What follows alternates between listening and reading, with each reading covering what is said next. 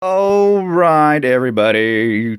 It is Devil's Night, October 30th, 2018, and we are talking about several figures here. These are the items that I received at Alamo City Comic Con. So I just wanted to do a little show and tell. What the hell? On some of these figures and items that I picked up at the San Antonio Alamo City Comic Con. And just wanted to talk about it and do some recap. First of all, let's get something cool out of the way here. I got this awesome poster. This poster, I'm going to do it to the side, depicts Mario characters in Street Fighter. And I forget the name of the artist. I spoke with him and I feel so bad. But hopefully we can keep in contact with him here with Pteranodon.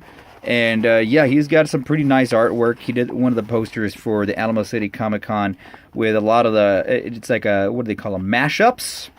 And if I get that information, I'll get it over to you. Head over to the Pteranodon Facebook or Instagram, and we'll get that stuff over to you. But I want to thank all the people that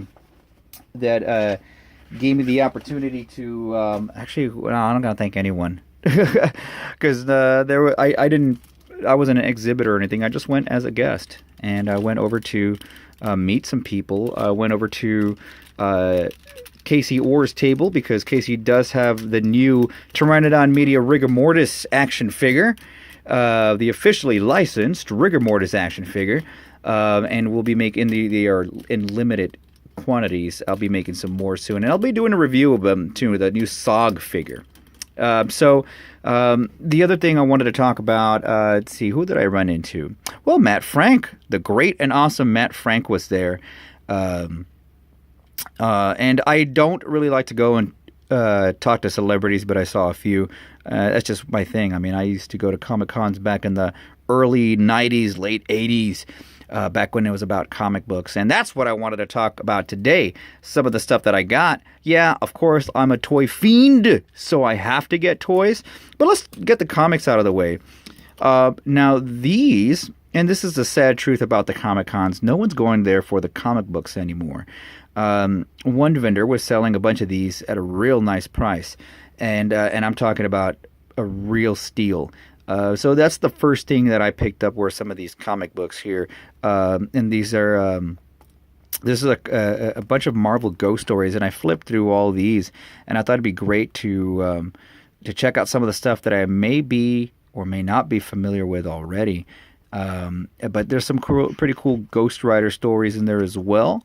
And yeah, even Captain America gets a ghost story in here. So, yeah, pretty cool stuff overall. Oh, did I see the original Ghost Rider? Look at that. Yeah, that's what the original Ghost Rider looked like. Is that him? Is that what they're... Or is it Moon Knight? Wow. The Phantom Rider. Okay. Yeah. So, pretty cool stuff here. Also got a nice Spider-Man... the next chapter. This looks like a bunch of 90s stuff. This looks like, well, let's see.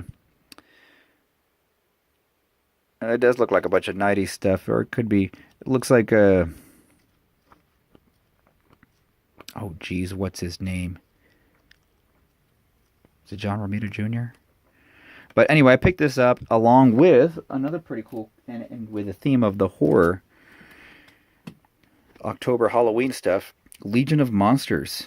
So I picked up these three, for believe it or not, for $5 altogether. Yeah. So who would have thought? Getting some comic book deals at a Comic Con. Wow.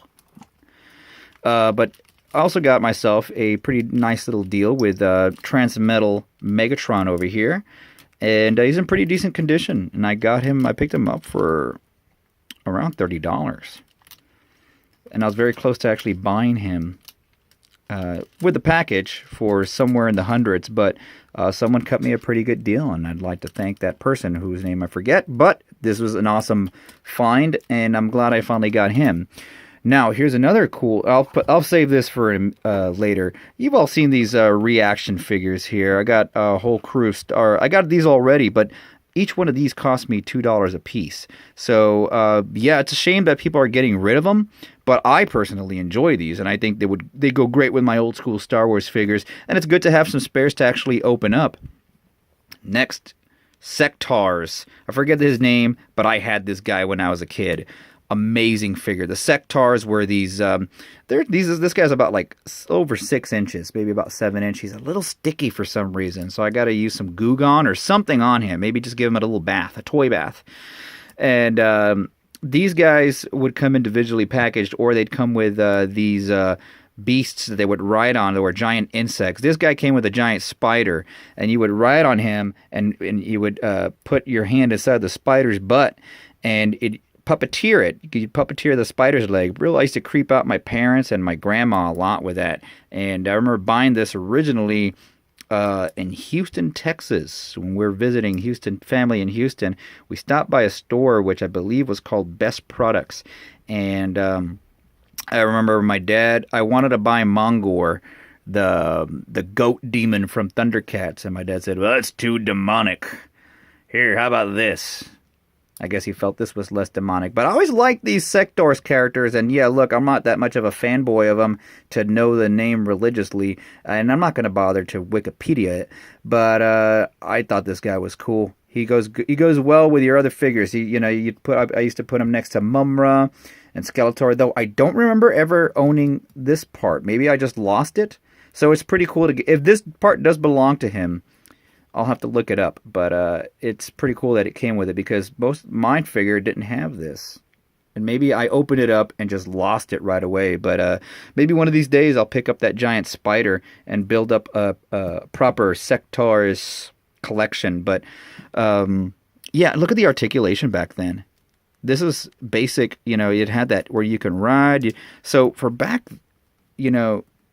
for the late 80s, this was really good articulation. Let's see how he looks next to Amigo, just to compare the size. I guess this guy's probably about 7 inches. Let's put him next to Evil Spock. So he's a little bit underneath Spock, height-wise. And next to Sorceress. Wow, they're about the same size as the Masters of the Universe classics. Wouldn't it be cool to get some Masters of the Universe classic Sectars? Now that we've gone through many of the Motu figures, at least most of the classics figures, maybe we could pick up Super 7 or Mattel could pick up some other licenses. Let's worry about Thundercats first, guys. Then we'll get into other stuff like this. And last but not least is another show and tell. Look at this. This is a nice little find. And yes, that was the cost of this figure here, $5. For a Creepy Classics. This looks like a little finger puppet figure, and I need to go back and see if I could paste this together, because the package is falling apart, but I'm also kind of tempted to open them up. But this is from the movie Curse of the Werewolf, starring Oliver Reed, which I read somewhere was one of the first movies that depicted a large amount of blood. And this was from not too far ago, but 2006, but I never saw this anywhere in the stores. I thought this was some vintage item, but this is from 2006. Anyway, maybe I could find these cheap. I don't know if I got a good deal or not, but either way, I like it. I felt that the $5 price tag was a good enough price for an Oliver Reed Curse of the Werewolf, one of the cooler werewolf movies out there, and I would highly recommend that. If you ever have yourself a horror werewolf night, I would recommend Werewolf of London, An American Werewolf in London, The Wolfman, and Curse of the Werewolf, along with The Howling. But, yeah, let's get a close-up of that. Look at that face. Looks like Principal McVicker. And, but yeah, that was my little show and tell for, let's get this guy out of here, the Alamo City Comic Con. Let me know what you guys think of some of these characters. Did you own any Sectors? Do you like Morbius? Do you like Megatron? Transform him! No, I don't got time to do that. But yeah, let me know what you think about Comic Cons in general. I'm not a huge fan these days, just because I want to call them famous cons, because people are usually going there. I'm convinced that 90% of the people that go to these Comic Cons have not read a single comic in their life. And me being an old school dork, I don't know, maybe I'm just being old and bitter these days. But thanks again for watching. If you'd like to see more of this kind of stuff, feel free to go down below and comment and say all these sort of nasty things and say, hey, man, the Pteranodon guy talks too much. I like hearing those kind of things. So anyway, take care, be safe, and have a happy Halloween.